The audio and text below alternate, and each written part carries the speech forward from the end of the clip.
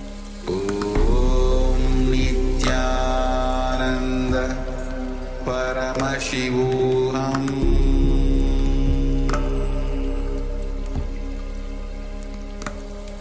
Om Nithyananda Paramashivoham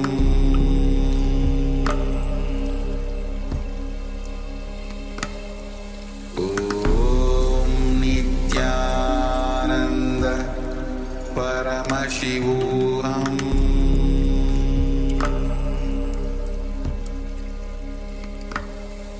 Om Nithyananda Paramashivoham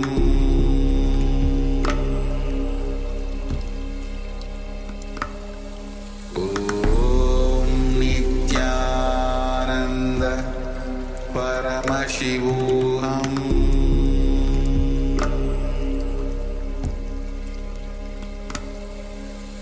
Om Nithyananda Paramashivoham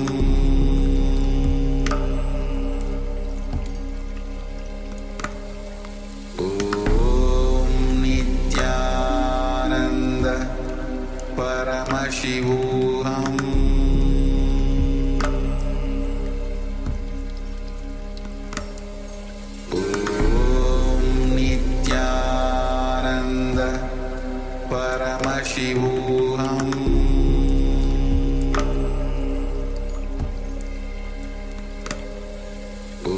Om Nithyananda Paramashivoham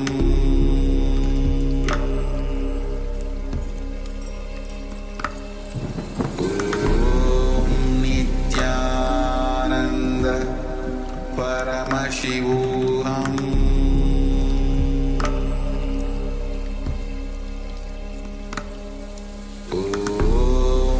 Nithyananda Paramashivoham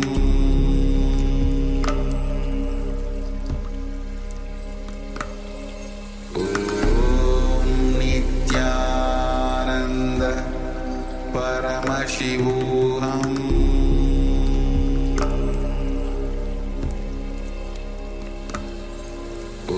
Om Nithyananda Paramashivoham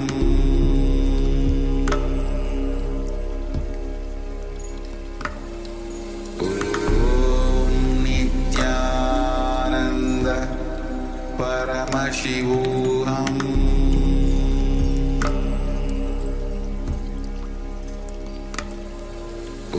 Om Nithyananda Paramashivoham Om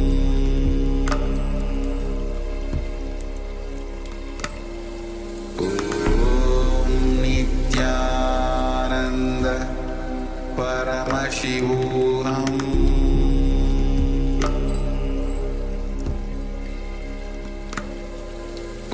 Om Nithyananda Paramashivoham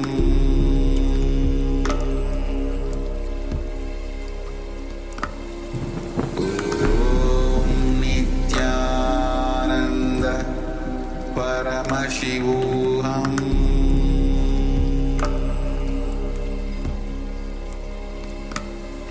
Om Nithyananda Paramashivoham. Yes, you can relax now. Slowly, very slowly, you can remove your eye bands.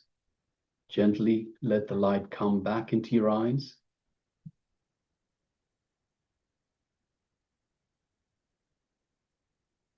And once the light has readjusted for your eyesight, while it's still fresh in your mind, take a moment to share with us what Paramashiva has revealed to you.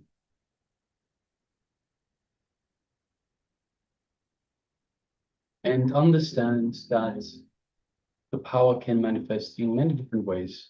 So Paramashiva may reveal not just as a vision, it can be anything at all, it can be a touch, a smell, a vision, a sound, a feeling, a sensation, whatever it might be. It's important you don't discount anything. So anything that you experienced as part of this power manifestation, take a moment and share. Trust and go with it.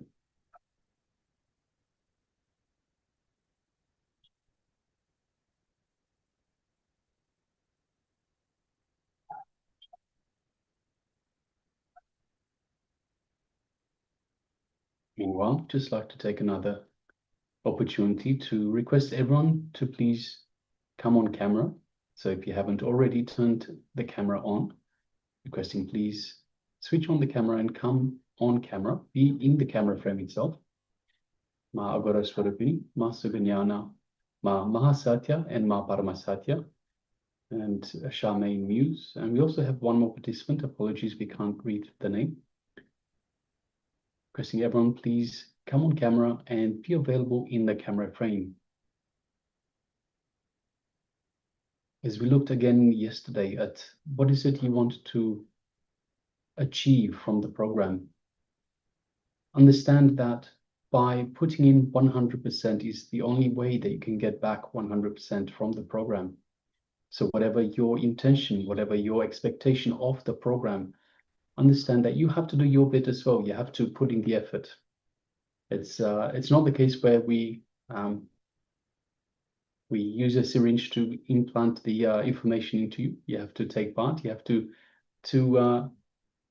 take the opportunity and contribute, take part, be present. And that's the most important one, being present, being available for the program, being available and absorbing all the information.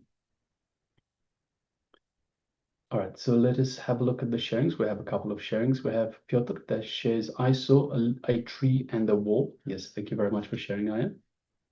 And Vishwanathan Aya shares deep sleep. Yes, thank you very much for sharing. Just going to give a few more moments, chance for everyone to share. And also, if you're following us on YouTube, you can take a moment and share your revelations as well. So what did Paramashiva reveal to you in your third eye? For this power manifestation, it was the second round of the power manifestation, the power of third eye vision, seeing images blindfolded. So go ahead and share.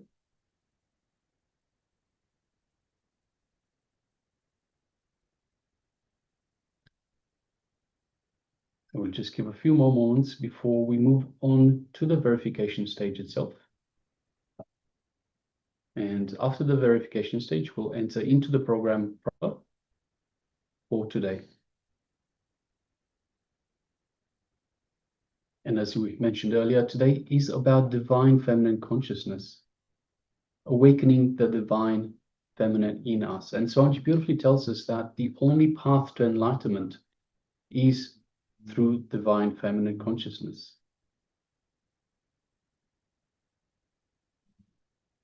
So for all of us that are seeking for a superconscious breakthrough, and Swamiji has delivered this program for all of humanity to have this superconscious breakthrough. Awakening the feminine consciousness within us is a very important part of this superconscious breakthrough. All right, so if you're still sharing, please continue to do so. Meanwhile, let us bring back this image that we displayed for you just earlier. And yes, so this is the image that we had displayed. And as you can see, it is an image of some highlands, some mountain top. You can see the clouds just below the top of the mountains. You can actually see the clouds almost as a cascade just flowing down from the top of the mountains. There's also another deeper layer further up, another layer of clouds. And you can see between the two layers of clouds, you can see the sun, a bright stripe on the left-hand side. We have the gray, brown, and black, as well as the green of the mountains. So green from the grasses that are on the top of the mountains. Then we have the brown, black, and dark gray of the rocks themselves. We have some deep blue and some light blue as well of the clouds above. We have white of the clouds below, and yes, a few other colors here and there. Some shades of pink as well. Just a refraction of the sunlight itself. All right, so let us have a look at the revelations. So Piotr, I saw a tree and a wall.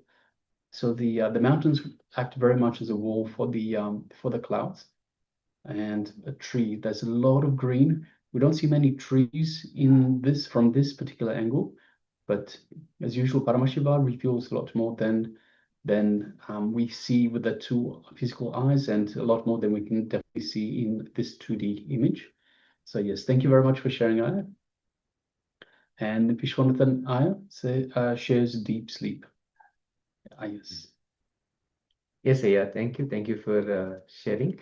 And you experienced deep sleep during this time, no problem. And again and again, sit in that space, Aya. Paramashiva reveals, gives an experience when he manifests, and there's no saying the kind of experience that he will manifest through us. So whatever happens is a blessing, is Paramashiva manifesting through us. So it's always a reason for us to celebrate, a cause for us to celebrate. So do not forget to celebrate is the only thing that we request always. So congratulations to all of you. So with that, we can enter into the next section. Yes, in the next segment, we'll have a look at a very short opening segment from the Supreme Pontiff of Hinduism for today's theme, Awaken the Sacred Feminine. And then we'll dive into the first revelations of today, which is Divine Feminine Consciousness, Mother Worship. So requesting everyone, let us sit comfortably with the head, neck, and spine in a straight line. Let us bring our full awareness to the Supreme Pontiff of Hinduism as he reveals on these great truths. So let us begin.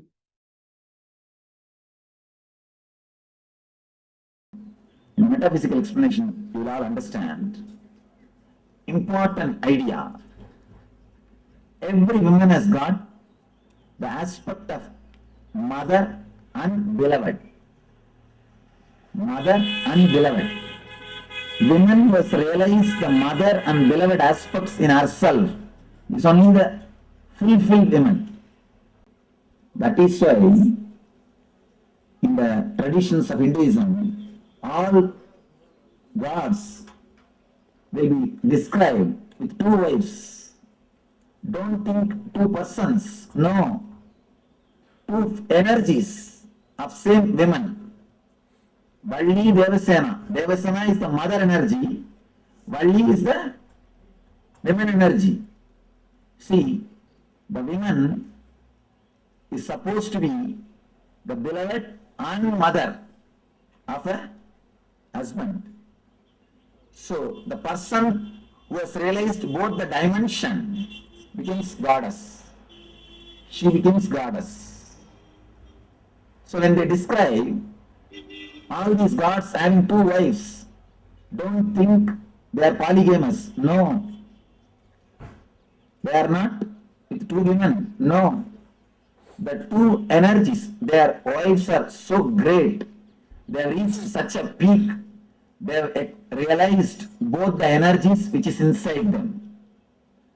They care for the universe as they care the husband as the beloved and as the mother. If you are missing someone aspect, you are missing something. You are not complete. When a man becomes enlightened, he radiates the feminine and masculine aspects. He integrates both and he becomes both. When a woman becomes enlightened, she integrates the mother and beloved aspects and she radiates both.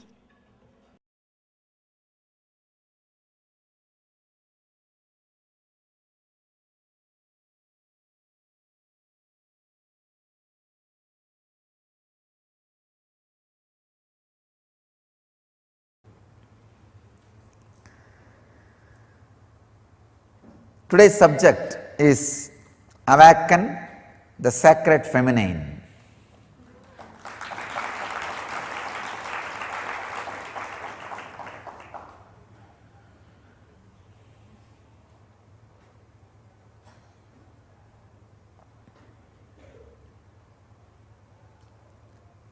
Understand the whole subject. Awaken the sacred feminine.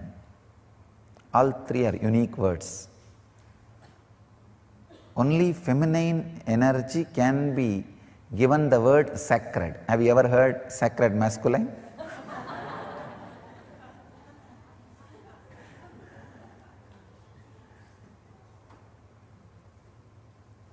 Only feminine energy can be given the title sacred, because when it is awakened, it does so much in your system, and it has nothing to do with your gender.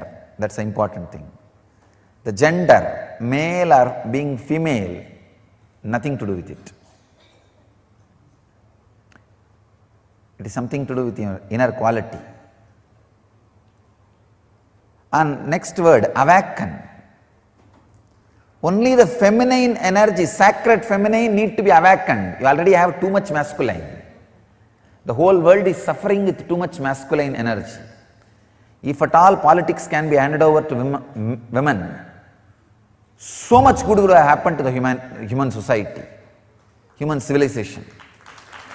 Unfortunately, see, if it was handed over to women, it would have been completely family-based civilization. So naturally, everybody would have had their basic needs. All the basic needs would have been supplied to the whole world. Only the feminine energy need to be awakened. Only that can be called as sacred. Let me define the sacred feminine. Understand? The extraordinary creativity. Creativity will never be possessive. There are two kinds of civilization: creativity based civilization, agriculture based; possession based, money based. Sacred feminine means extraordinary creativity in any field.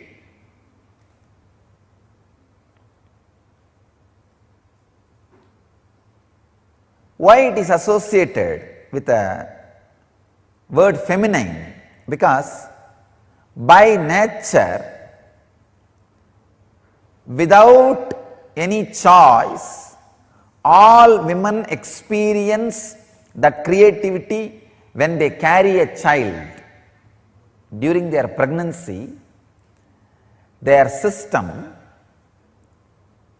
even if they are unconscious about the feminine energy, even if they don't know anything about feminine energy, when they carry a child, their body is made to go through, experience sacred feminine. If you are matured enough, your being also can experience sacred feminine. So the creativity, the sacred feminine part, is an extraordinary energy. In Vedic tradition, we call this as Matrurupena Samstita. That's a beautiful sloka in Chandi. Yadevi Sarvabhuteshu Matrurupena Samstita Namastasyai Namastasyai Namastasyai Namo Namaha. O Devi, who is residing in all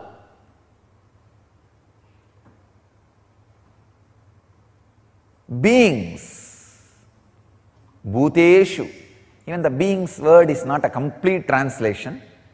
Whatever exists, Sarva Bhuteshu, Matrurupena Samstita, in the form of ultimate creativity, Mother, Matrurupena Samstita, who is residing, Namastasyai, Namastasyai, Namastasyai Namo Namaha. I bow down, I bow down, I bow down, I surrender. It's amazing stotra. The Vedic tradition, there are two 700 slokas. which can directly give you enlightenment, lead you to moksha. One 700 sloka is philosophy, Bhagavad Gita. The other 700 sloka is technique, Chandi, Sabdasati, which can directly lead you to enlightenment just by reciting. Nothing else need to be done. See, Bhagavad Gita is linguistic importance. Understand, try to practice. Chandi is phonetic importance. Just reciting. Nothing else. Just reciting. It can lead you to enlightenment. In Bhagavad Gita, it is more working like a light based. Means if you read, understand, cognitive shift and experience enlightenment. Here, with Chandi, it is working on sound, just a very phonetic sound. Chant or listen, enough. Work happens inside you. They call it Saptasati, 700 on Devi, the sacred 700 verses on Devi. That is the ultimate sound vibration. I can tell you, I have read lakhs of mantras, but nothing like Chandi. Nothing like Chandi. When you recite, you can feel inside your body that creativity getting expressed. The sacred feminine getting awakened. And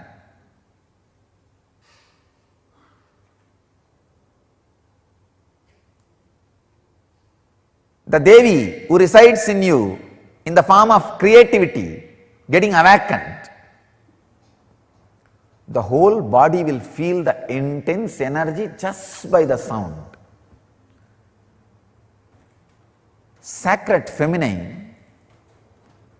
Understand, just the uttering of the very word, you are in different plane. Your mood is different.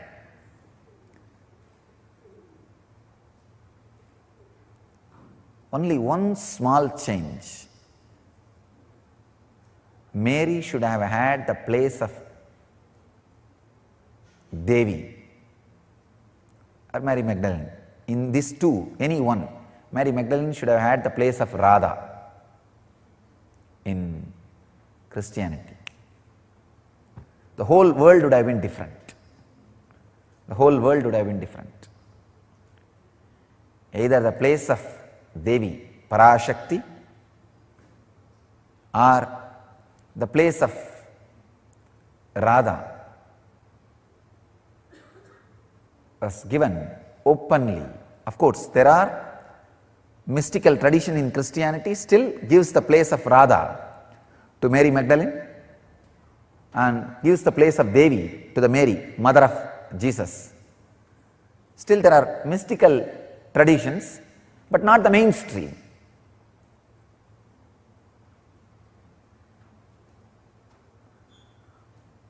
The unique contribution to the spiritual consciousness from Vedic tradition is sacred feminine worship as the mainstream tradition. I tell you, even if everything Vedic tradition gave is lost in some tsunami or earthquake, just if this worship of women, worship of mother, the sacred feminine tradition, if that is retained, then the whole thing can be revived. Because that is the seed. That is the seed. Hinduism has at least 10,000 subsects. I can say at least. Because each master is one sect, one sampradaya, one tradition.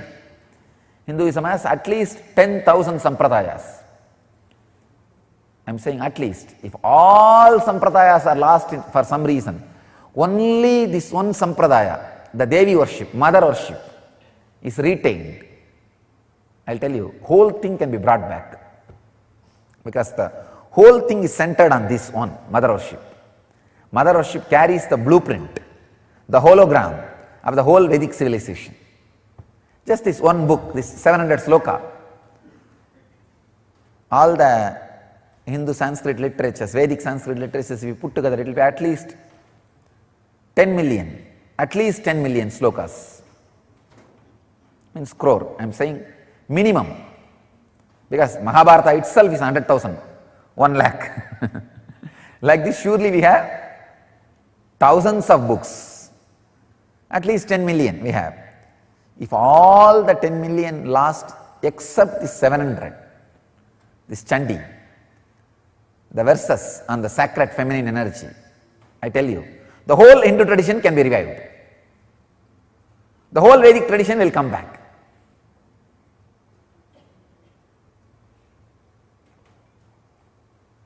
That's a hologram of Vedic tradition.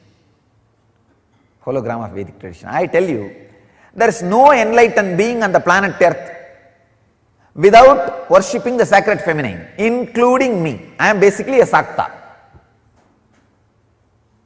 I myself followed Devi worship from the beginning.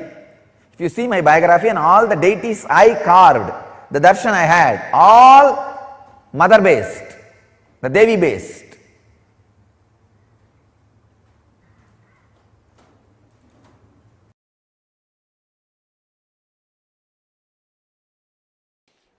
या देवी सर्वभूतेषु माया रूपेण संस्थिता नमस्तस्यै नमस्तस्यै नमस्तस्यै नमो नमः.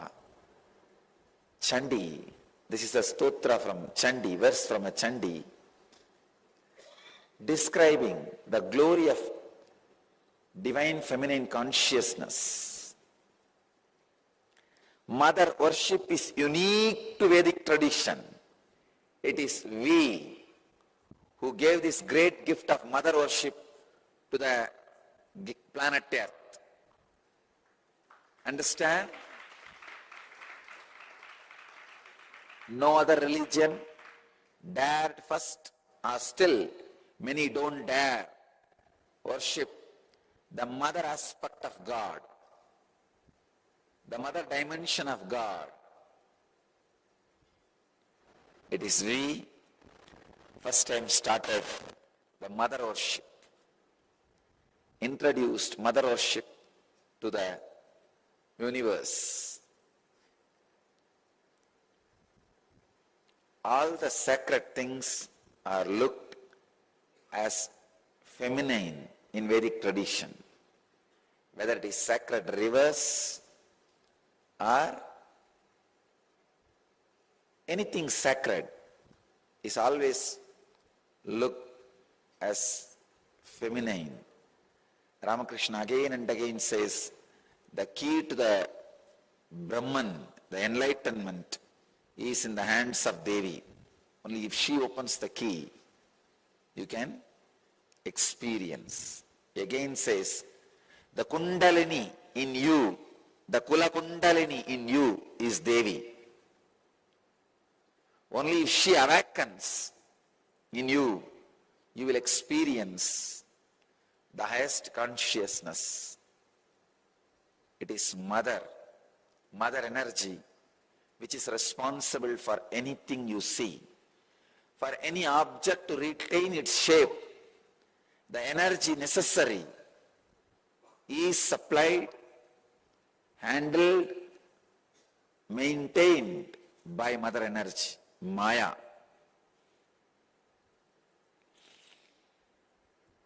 It's Prakriti, responsible for Purusha's expression.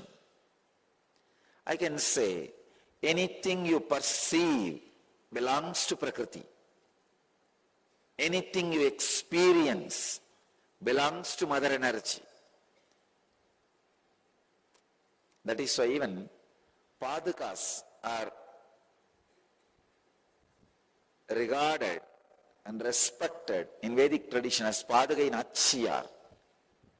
It's a feminine Devi. Even if your Guru is in the male body, Guru's Padukas are feminine energy. Whether it is a Vishnu Paduka or Shiva Paduka or Guru Paduka, any Paduka, Paduka of any god or your Guru is considered as a Devi, feminine consciousness. Only mother energy can give liberation.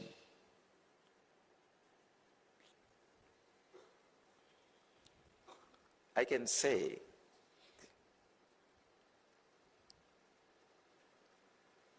whenever the mother energy is added to you, whether you are in the male body or female body, you experience enlightenment. The pure mother energy, unadulterated by any other thoughts, is enlightenment. The source of creation, the source of sacredness, source of divine is mother energy.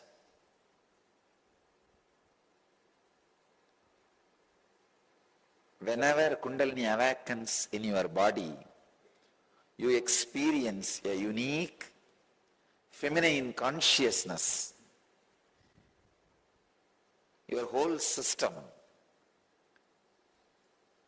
expresses a unique feminine mood or the feminine feeling, the mother feeling. You give birth to yourself. When you become mother to yourself, when you give birth to yourself, you become the divine mother, cosmic mother, universal mother.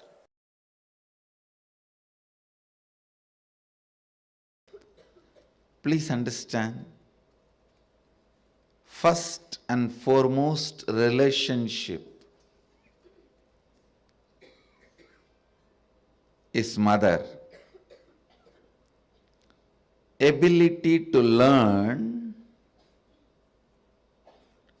even idea to relate starts with mother. How to relate starts with mother. Understand?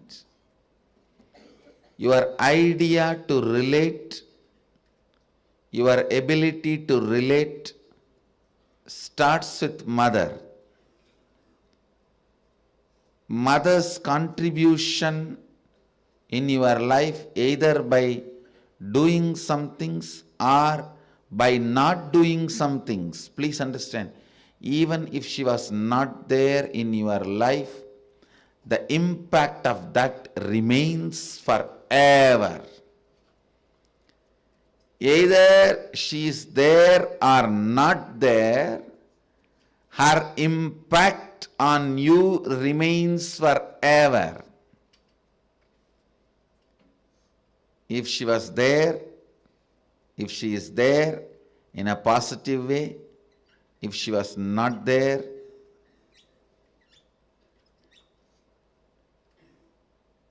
her absence impacts you forever, I tell you. Mother is too important way to connect what do you think as life.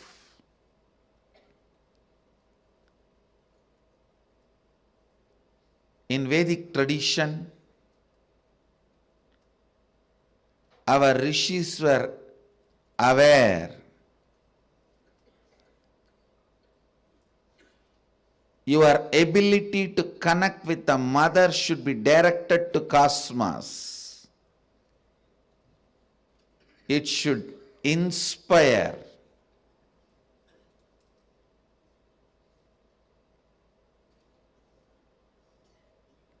It should awaken your higher consciousness. It should inspire your higher consciousness. As mother is the most sweetest, most beautiful, most easiest form to ever connect.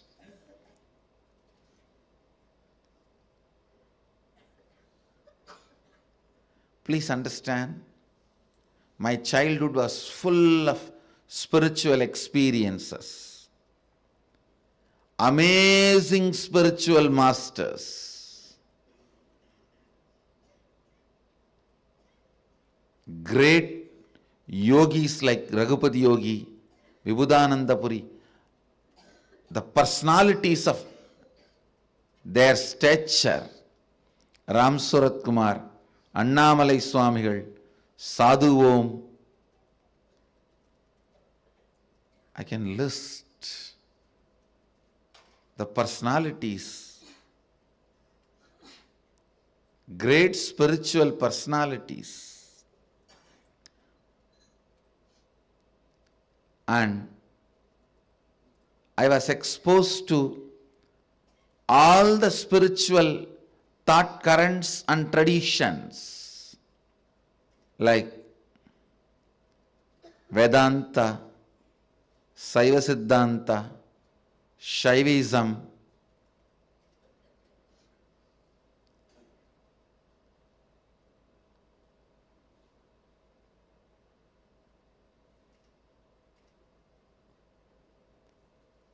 even the thought currents of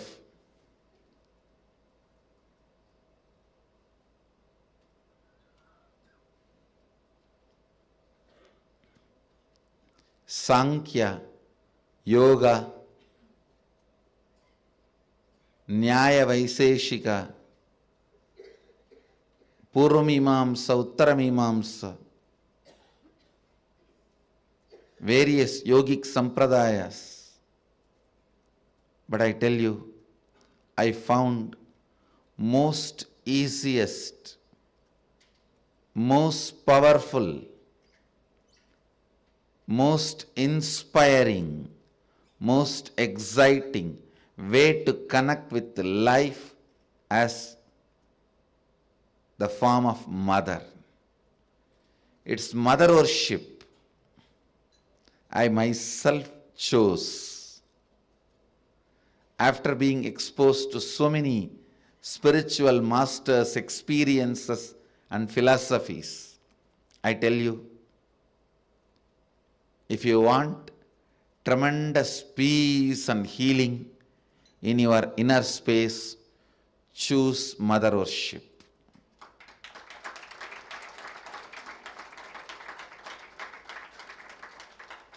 Even with your guru or your Ishtadevata, relate as mother.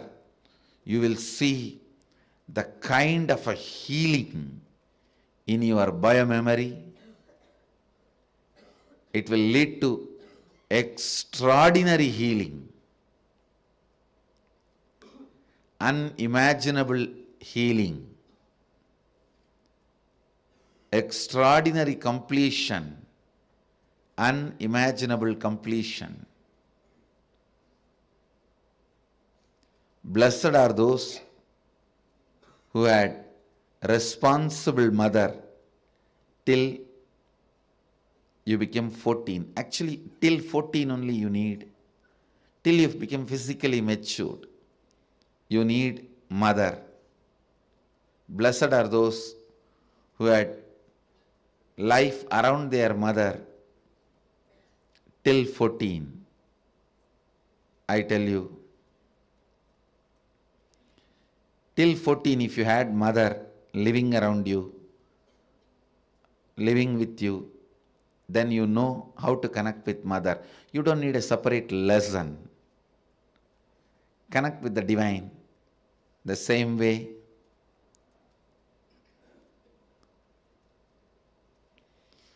So much completion will happen to you. So much means really, really so much.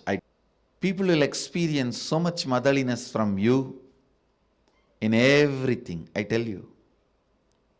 When motherliness starts oozing out in you, even the chair on which you sit will become complete. It won't feel the heaviness of you. It will feel you as a blessing. The ground on which you walk will feel blessed by the touch of your feet.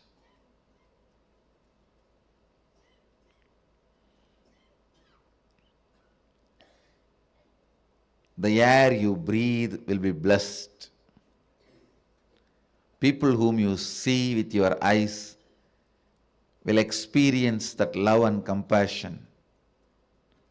I tell you, nothing can be compared to receiving the love of motherliness and sharing, radiating the love of motherliness.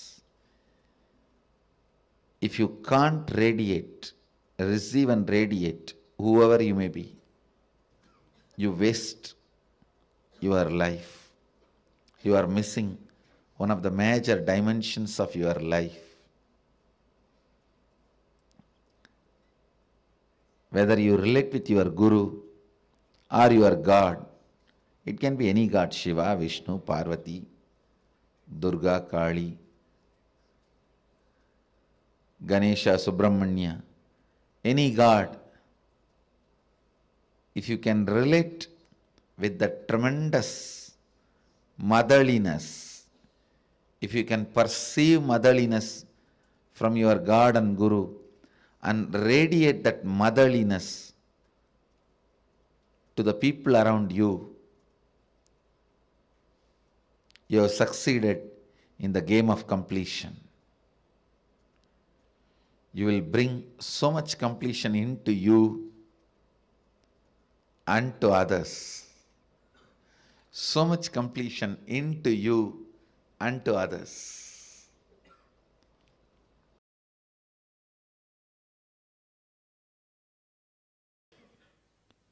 All religions has two parts.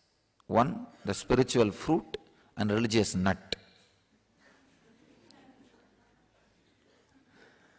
The religious nut part is always in the masculine power,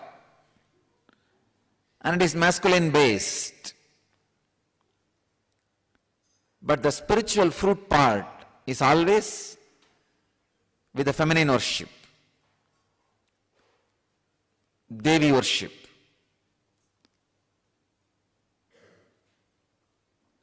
All spiritual groups, civilizations,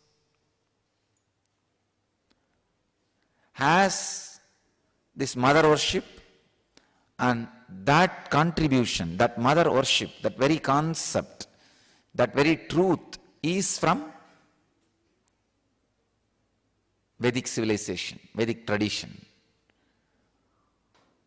All the rivers, all the sacred things of the nature, everything is feminine for us.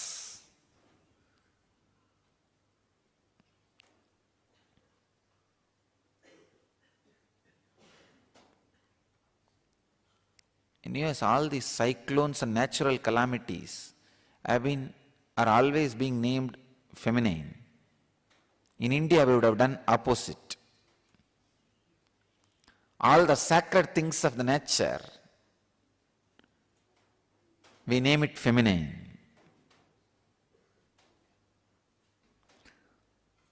All the things and energy which creates, we name it in a feminine way. So understand, the mother worship is the great contribution to the spiritual civilization by the Vedic tradition, from the Vedic tradition.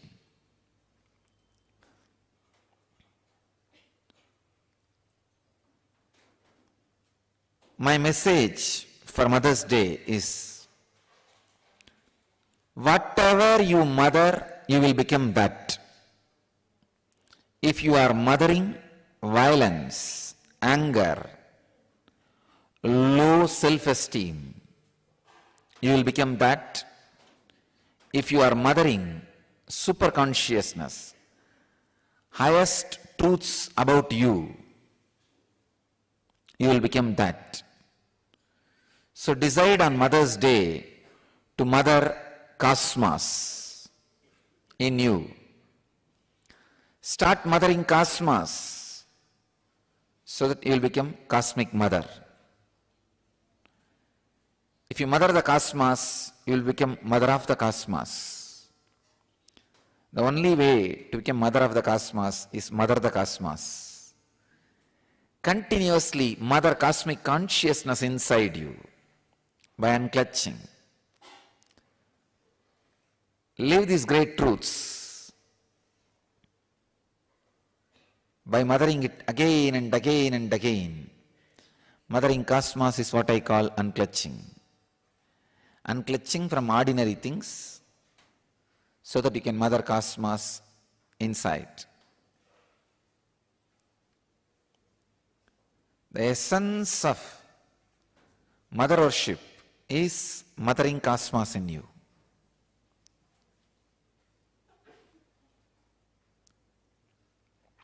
I myself basically a Shakta, mother worshipper. I myself became enlightened only through the Shakta tradition, the mother worshipping tradition. Because nothing suits your bio-memory more than mother worship, because your whole bio-memory is from mother. When the path is through that mother's form, your bio-memory suddenly falls in tune and the whole progress is very quick, fast. Always the energy expression happens only in mother worship. In all other bhavas, attitudes, it takes a lot of time to experience the energy expression. It's Matru Bhava, mother worship, makes the energy experience very quick and strong. You may be in the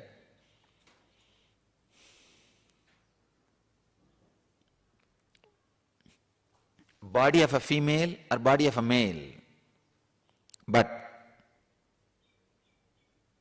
if you start mothering the cosmos inside you, you will become cosmic mother.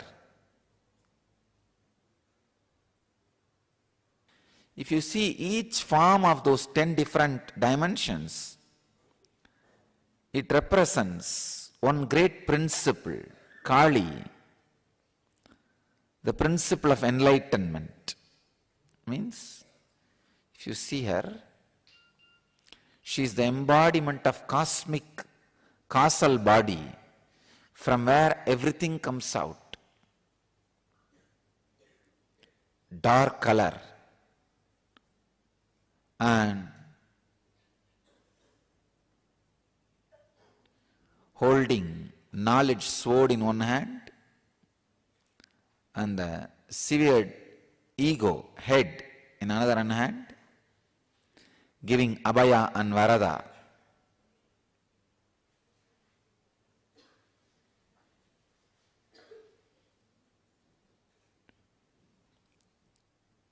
And wearing many severed heads on as a garland. If you continuously destroy your ego with the knowledge sword, it will come up with different heads. All the different heads which are severed, she wears as garland, and the final blow given to the ego, the final head which is destroyed, she holds in the hand.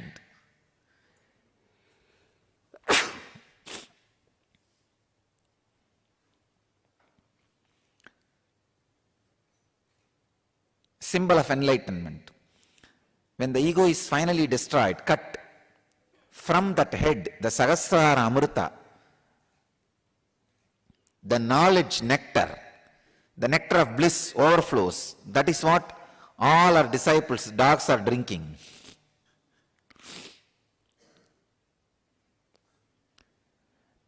When your ego is cut by the knowledge sword, she gives the boon and protection.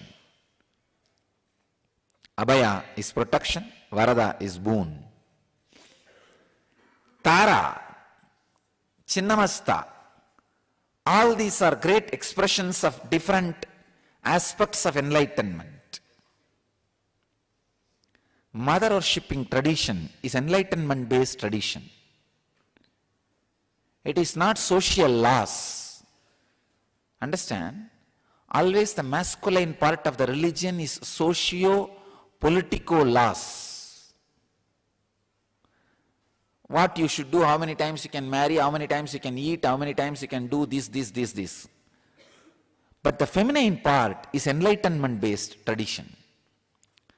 All the secrets of enlightenment is kept in the feminine worship traditions. So whatever religion you may belong to, explore the feminine worship tradition part of that religion. You will become enlightened. This is a key I give you. Why do you think I added Anandeshwari in the same Murti? Because actually people ask me, Swamiji, you could have put Devi Murti separately. I said, no. I am afraid later on some of my sannyasis may move her out or cover her with a cloth. That is why I decided both will be in same Murti, inseparable. They should not be able to separate it. Because all the traditions which has become monastic based, the monk based, removed the mother component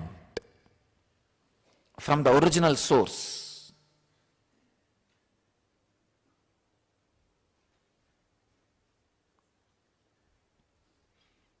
I do not want that to happen to my tradition. That is why I put Devi in the lap itself and took care.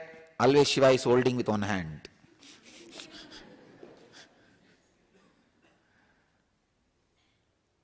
Because usually the socio-political laws, the masculine part takes over and the feminine part gets destroyed. The spiritual truths. I don't want that to happen to my tradition.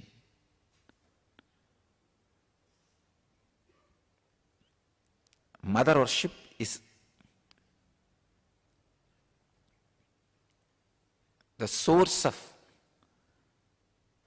enlightenment-based spiritual traditions. So take this as my message. Mother the cosmos, you will become cosmic mother.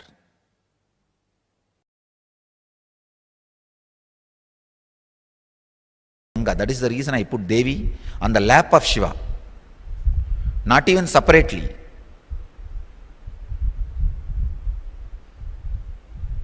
Because if the Devi side is missing, we will become such a dry sannyas sampradaya.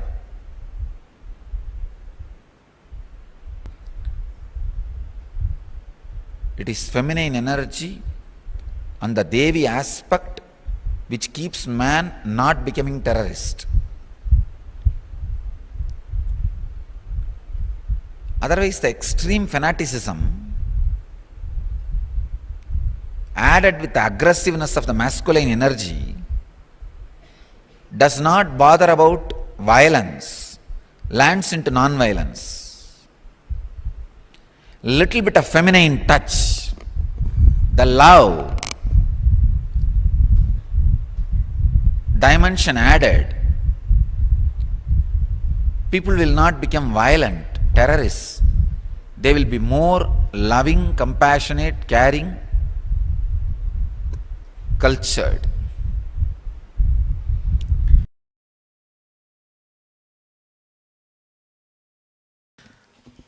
Feminine energy is enlightenment. Please understand.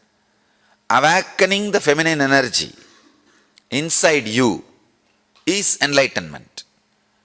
I'll first describe the feminine energy, then woman gender. See, woman has more possibility for feminine energy. Otherwise, feminine energy is not confined only to women. So understand the depth. In each one of us, there is an energy which constantly gives birth, expresses itself. Expression is feminine energy. all the adjustments need to be made for the expression is masculine energy. Please understand. The place needed should be created. Means naturally the old has to be removed. The destruction. All that work is masculine energy's work. But the very expression is feminine energy's work.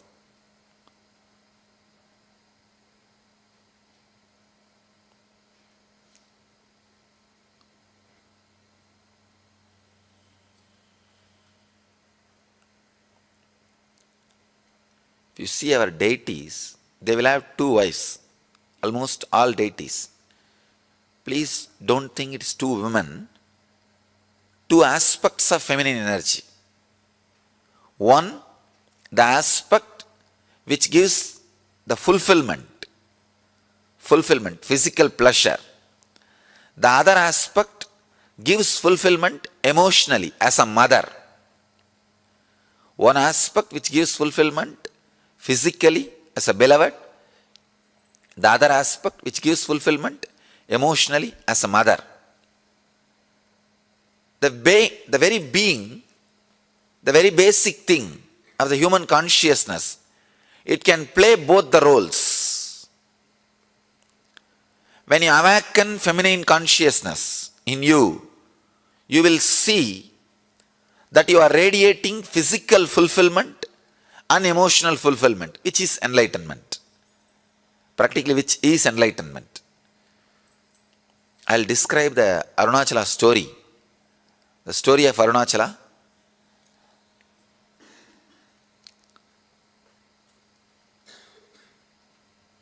The whole Arunachala story is story of women, story of feminine energy. The story says that Devi was meditating and inside her being, the feminine energy got awakened. Please understand, not masculine. Feminine energy got awakened. She became Ardhanarishwara. The description exactly it says, in Devi, the feminine energy is awakened and she became Ardhanarishwara. Means half male, half female. You'll be surprised. See, in male, if female energy is awakened and the description says he became half male and half female, perfectly all right. You can understand. But the story says, in Devi, the feminine energy, the feminine Shakti is awakened and she became Ardhanarishwara. Means, when a woman experiences fulfillment, she experiences her beloved aspect and mother aspect completely.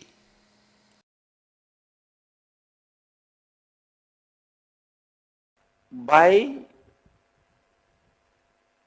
the nature of the muscle memory,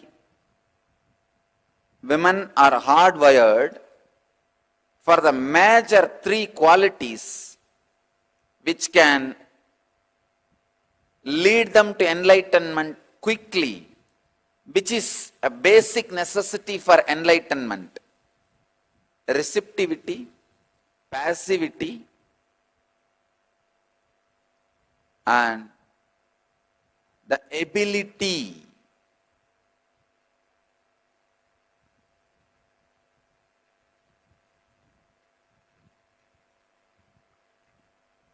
for experiencing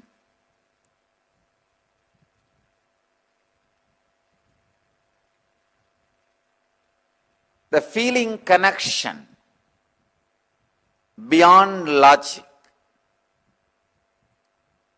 Please understand.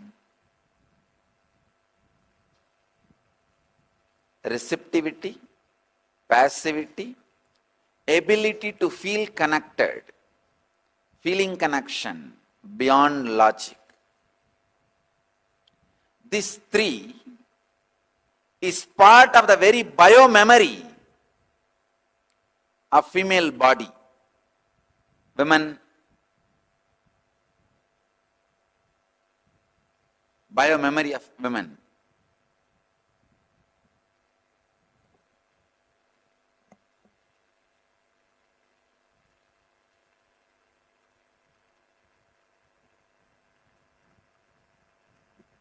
receptivity, the ability to receive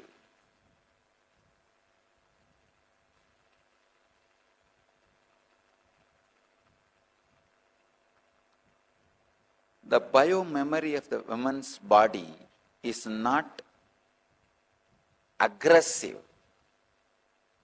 It is based on receptivity, receiving.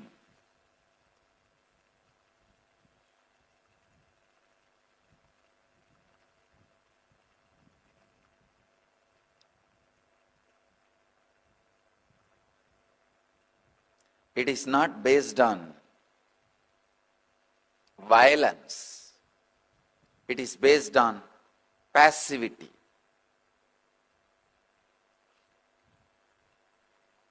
That is why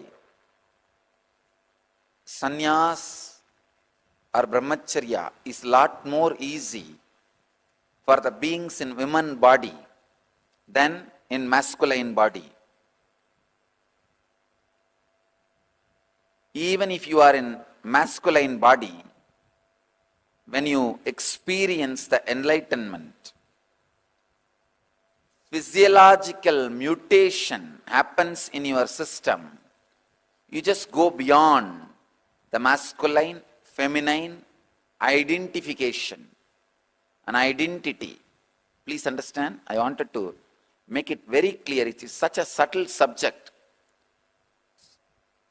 Please understand, an enlightened being is neither male nor female or child or transgender.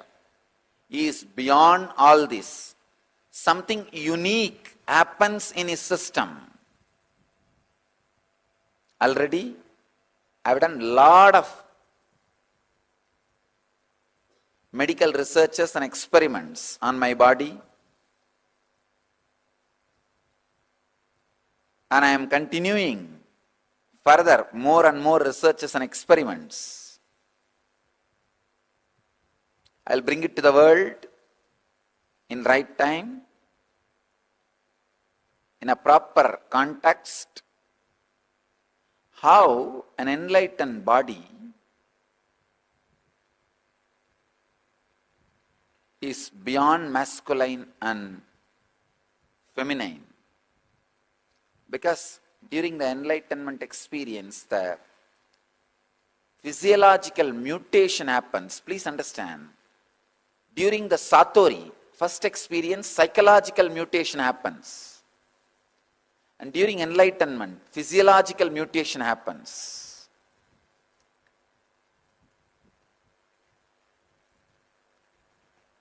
Because in masculine body, feminine consciousness gets awakened. It gets awakened so strongly, the physiological mutation happens. Side effects and after effects of the physiological mutation. Only I have studied, for last many years I have studied successfully. Now also I am continuing to study. I will present to the world when time comes. I wanted to insist this one important thing. By nature, feminine biomemory, women's muscle memory is for receptivity, passivity, and feeling connection beyond logic. For enlightenment to be transmitted to you, you need to feel connected to something which is little beyond your logic. But masculine biomemory is in constant insecurity and fear. It is justified. Men say, no, we go out and do business and we are cheated, exploited. So we need to develop a shield of protection, security, and we need to think logically. Okay, it is justified. I am not saying your insecure feeling is unjustified. But what to do? Enlightenment happens only when you are able to feel connected. Women, by nature, have the extraordinary capability to feel connected beyond logic. Men should evolve in that direction, should create those higher qualities to achieve and experience and express enlightenment.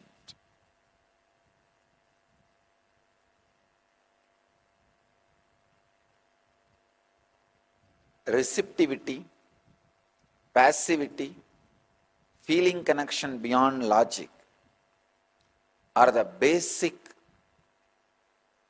requirement for you to radiate enlightenment, the complete fulfillment.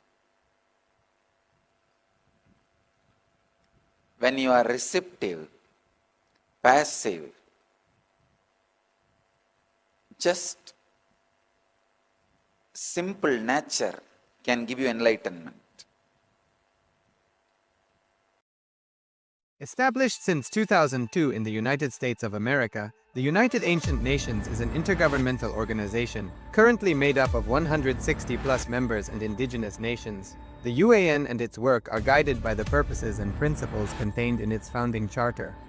The UAN is a manifestation of the profound connection amongst indigenous peoples across the world, including African, Andean, American, European, Caribbean, Oceanic, and Asian regions, rooted in shared wisdom, sustainable practices, and deep reverence for the earth.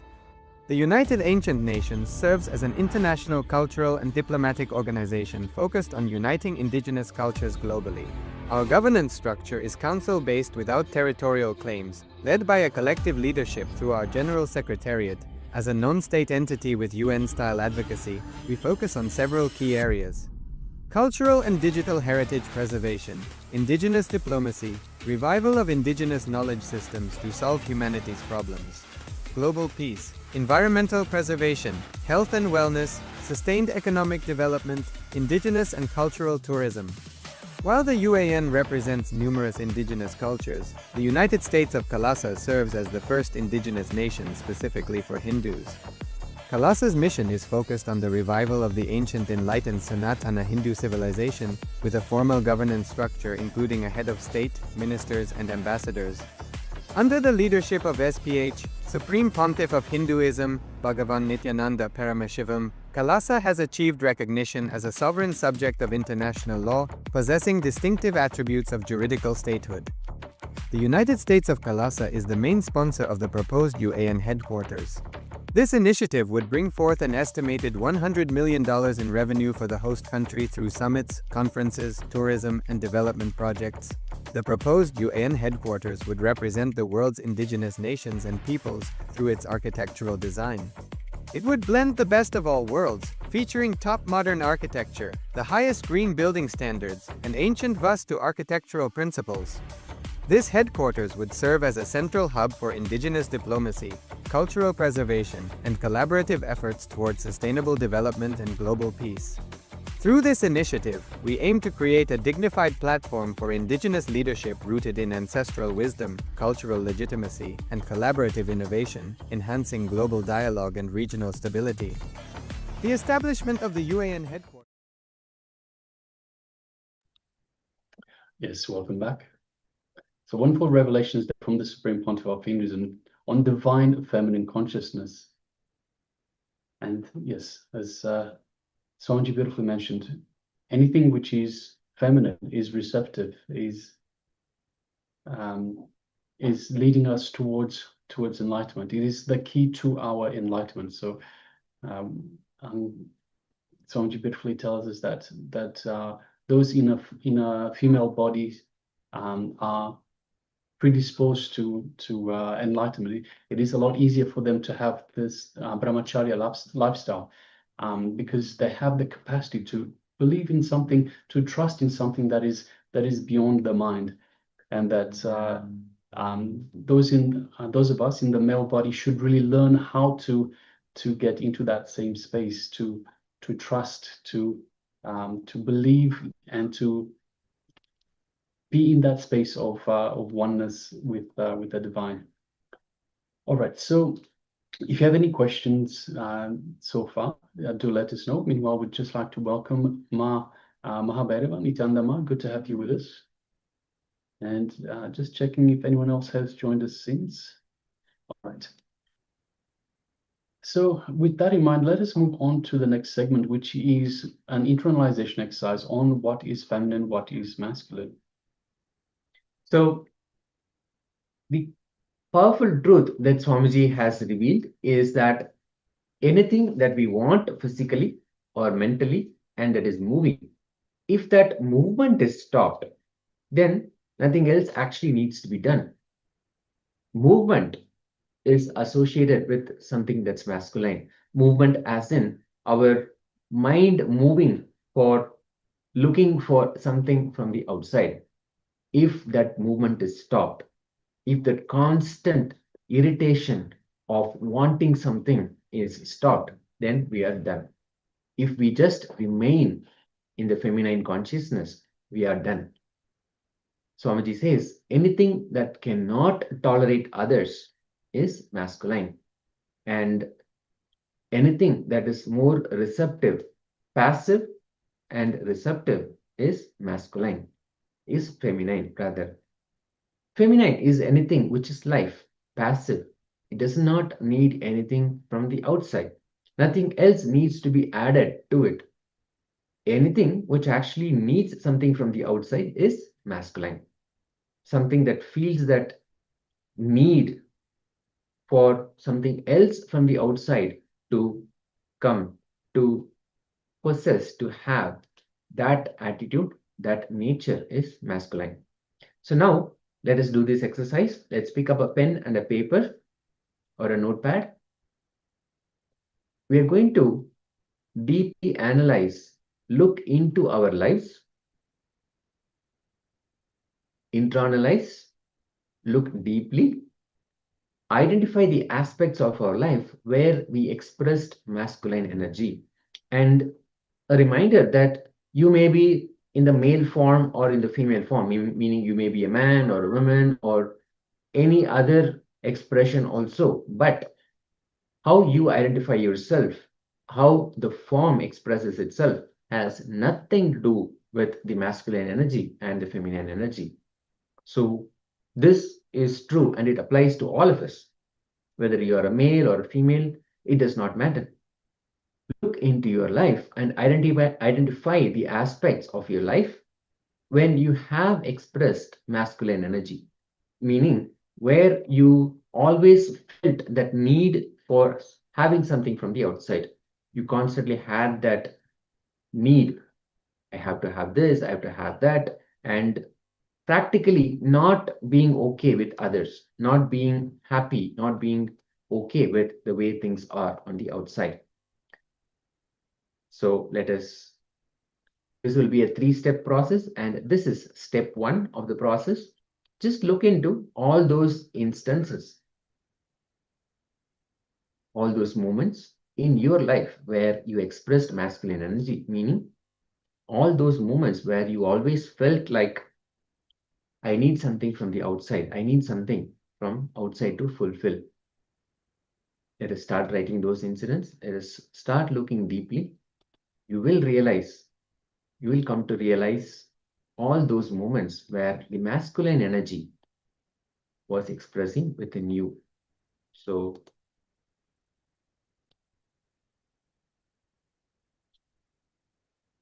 let us sit back.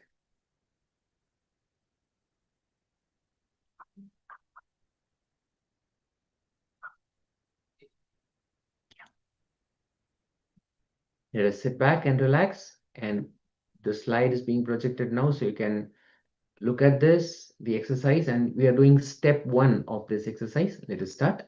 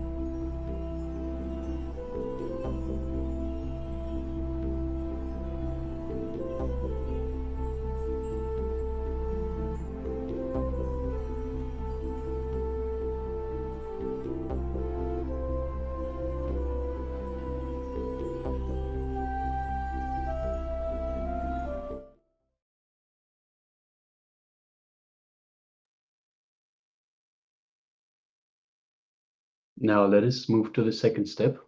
Let's look into your life and identify the aspects of your life when you have expressed your feminine energy. So in the previous step, we looked for aspects of your life where you expressed masculine energy. In this second one, we look for the aspects where you expressed your feminine energy.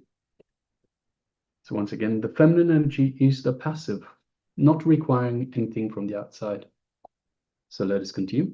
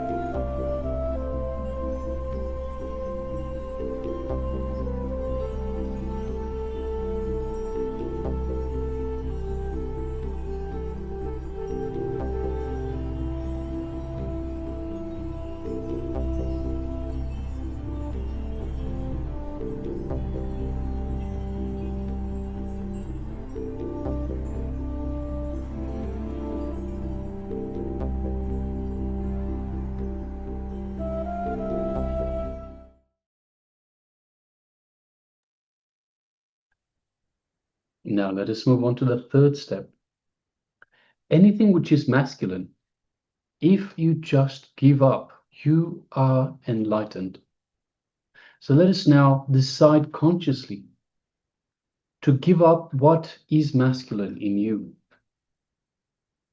This means giving up everything that is moving, that is restless, that requires more from outside. So by giving up all of this, we are enlightened. So let us now take a moment and just consciously decide to give up everything that is masculine in you. Let us continue.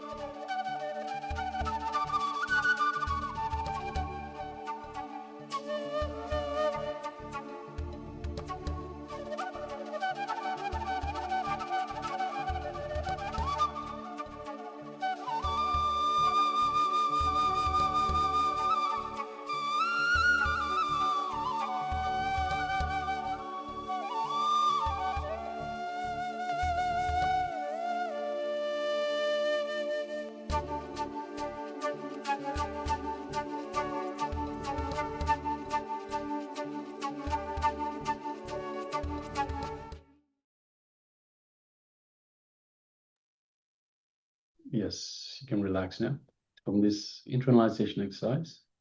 So now requesting everyone to take a moment to share with us how you experience this exercise. So this exercise by identifying the male aspects, identifying the female aspects, and deciding to let go, to drop all the masculine aspects of your life, wherever you have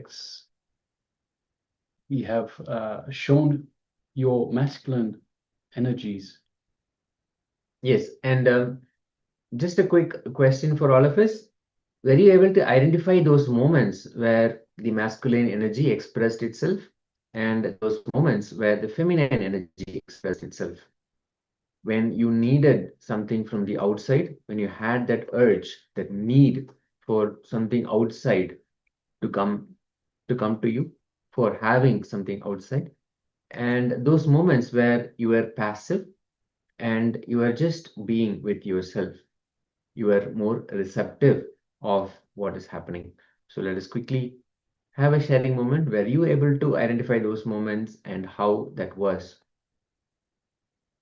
to analyze, to ask inside and go deep inside that moment. So let's have a quick sharing session before we enter into the next segment.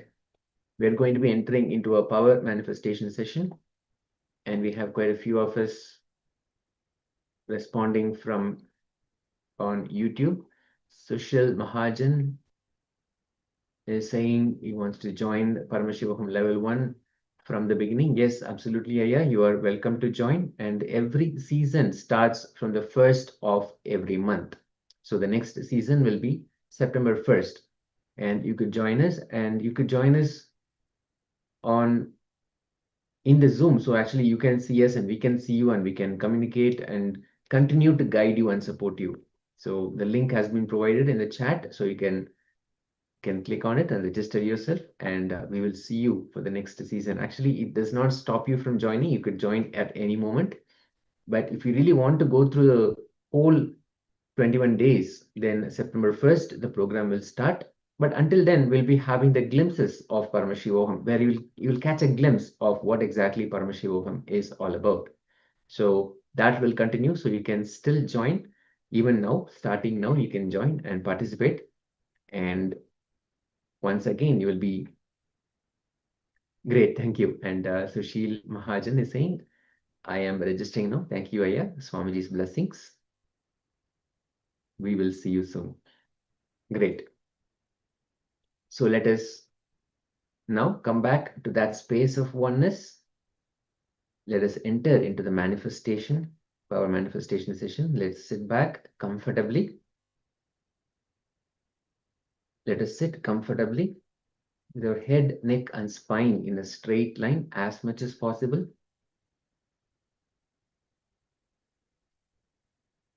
Sit with the intention to manifest Paramashiva within you.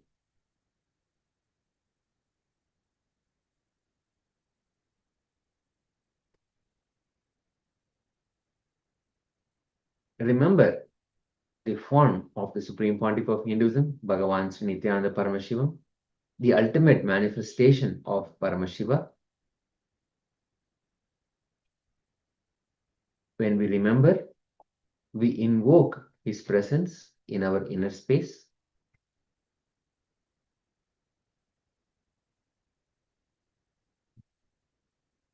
Let your inner space be completely filled with Paramashiva.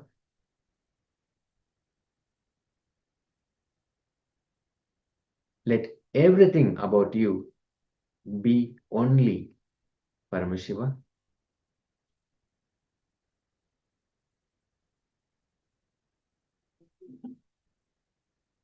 Now,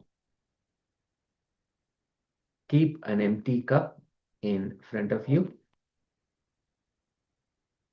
An empty cup in front of you.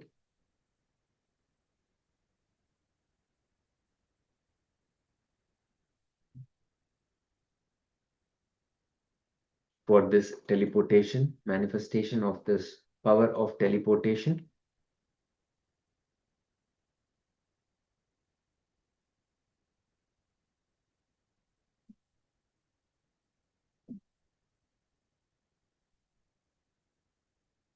So what we recommend is 2 cups or 2 containers, small cups. One is empty, completely empty, wiped out. So make sure there is nothing in the first container. In the second container, you are going to keep something like Bhasma, the sacred ash, or incense ash that has been offered to Paramashiva, offered to the sacred Atma Murti of Bhagavan Sri Nithyananda Paramashivam. If you do not have any of this, you can keep maybe turmeric or something that is in a powder form. You can keep something there. And set with the intention that the object, the matter, has to be transported from one container to the empty container. Set with the intention that Paramashiva will manifest that power, the power of teleportation through you. Connecting deeply with him in your inner space. Let us chant the Mahavakya intensely. Om Nithyananda Paramashivoham. Om Nithyananda Paramashivoham. Om Nithyananda Paramashivoham. Continue to chant intensely. You can keep your eyes closed if you would like.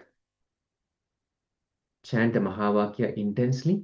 Let Paramashiva manifest the power of teleportation through all of us. Let us start. Nithyananda Paramashivoham.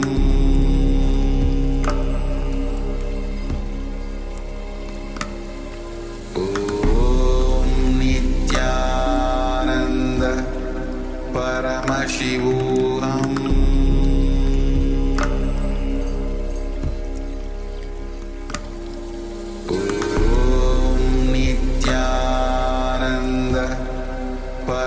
Paramashivoham.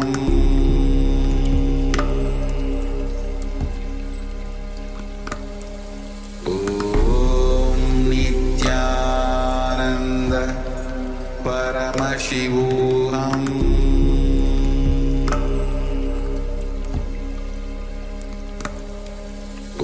Om Nithyananda Paramashivoham. Paramashivoham.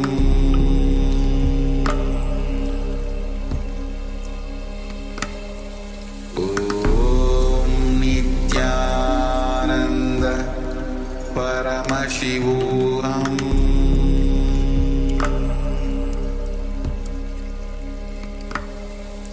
Om Nithyananda Paramashivoham.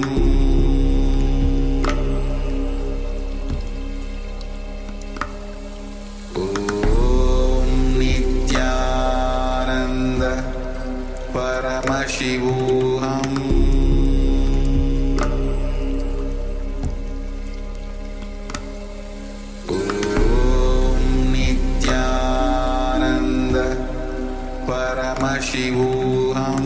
Om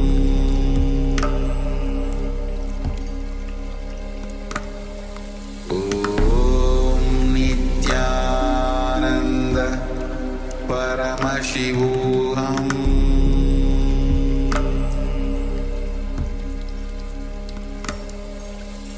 Om Nithyananda Paramashivoham.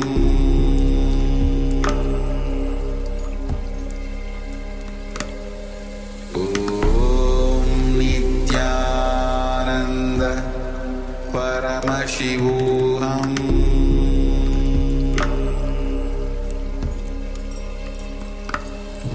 Om Nithyananda Paramashivoham.